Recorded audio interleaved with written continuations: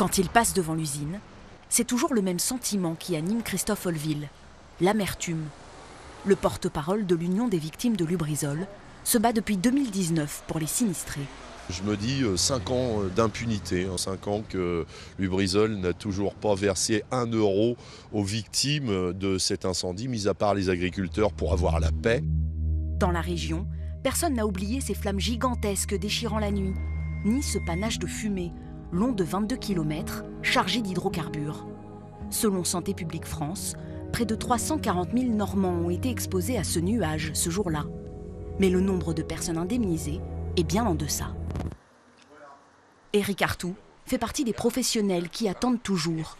Le restaurateur a dû fermer son établissement, changer les filtres de ses climatiseurs, sans compter la longue absence de clientèle. Un manque à gagner qui a été évalué.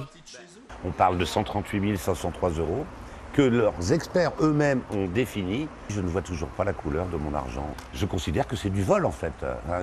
Ils ne m'ont pas remboursé ce qu'eux-mêmes ont dit. C'est ça qui est incroyable.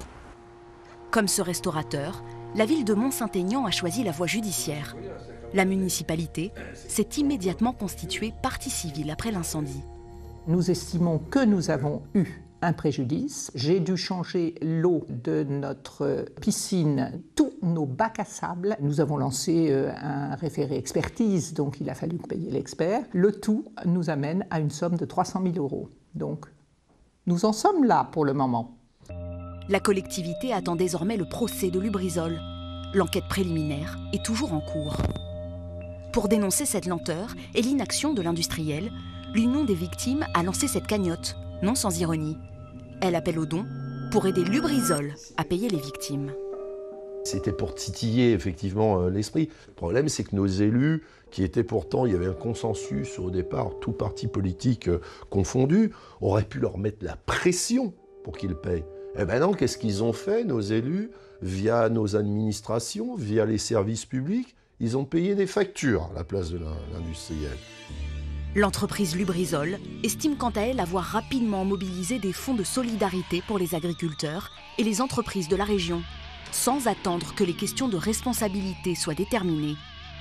Les fonds ont permis de venir en aide à plus de 1800 structures. Aujourd'hui, Lubrizol poursuit activement son engagement sur le territoire et un dialogue avec les parties prenantes locales.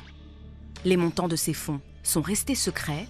L'industriel est aujourd'hui toujours présumé innocent et aucune date de procès n'est encore envisagée.